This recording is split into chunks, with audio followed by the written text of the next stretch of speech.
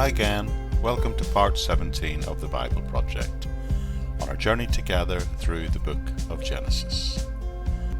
And I've called today's episode In the Garden, and it begins by approaching the text in Genesis chapter 2, verse 4.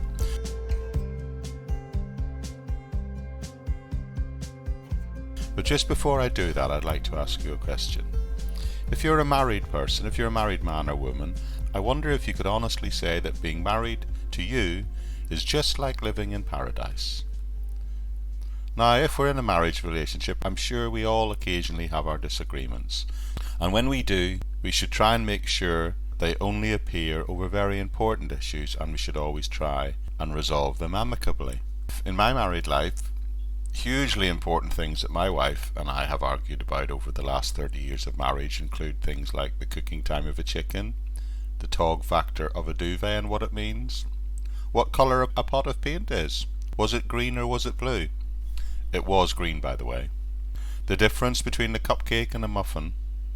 And one thing we frequently disagree on is how delicious the low-fat option is compared to the full-fat option. However, having said that, we do seem to agree on most things, and our most things are on the same page. Overall, our marriage is strong, but I'm not sure I would be able to describe it as like living in paradise.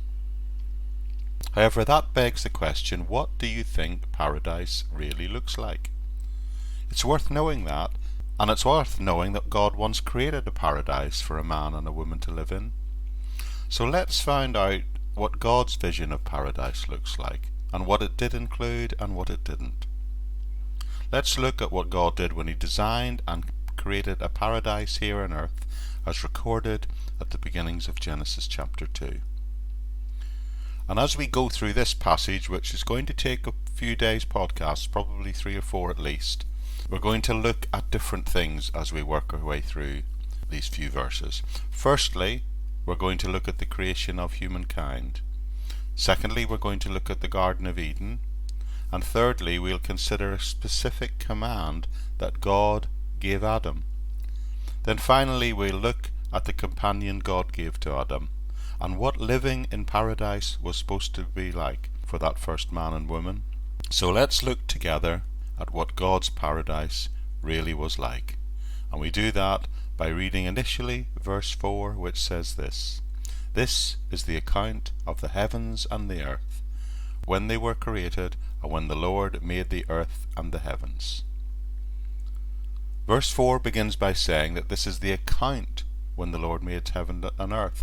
You see, up to this point, the text has been talking about the creation, but now it's stepping back, if you like, and it's saying this is what becomes of that creation that God made. So it's going to tell us what will become of the earth and the human beings that God will create to populate it. It will also tell us over the coming days how sin and disobedience will creep in, and how humanity will fall and be cursed, and how things go further downhill from there as we progress through chapter 4 and 5. But at this point today, it's simply saying, look what happens immediately after God had created the heavens and the earth.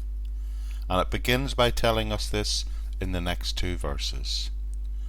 "Now no shrub had yet appeared on the earth, and no plant had sprung up, for the Lord had not sent rain on the earth, and there was no one to work the ground, but streams came up from the earth and watered the whole surface of the ground." You see, up to this point, there hadn't even been rain, and Adam and Eve had not begun to cultivate the land. There were no human beings to cultivate the land, so only natural vegetation was springing up, and the ground was being watered by underground springs. But now we begin to see the process that will eventually lead to human cultivation. And that, of course, can only be achieved by the introduction of humans. Humanity in the form of one man and then one woman in the form of Adam and Eve. And we'll begin to look at that in more detail in the next episode. I'd remind you that the transcripts for all these podcast episodes are available in the audio version in the notes section on the podcast website. Okay everyone, that's it for this time. Now the place to go for all the links to this ministry and other ministries and podcasts that I do is the podcast notes section of this podcast on the Buzzsprout website.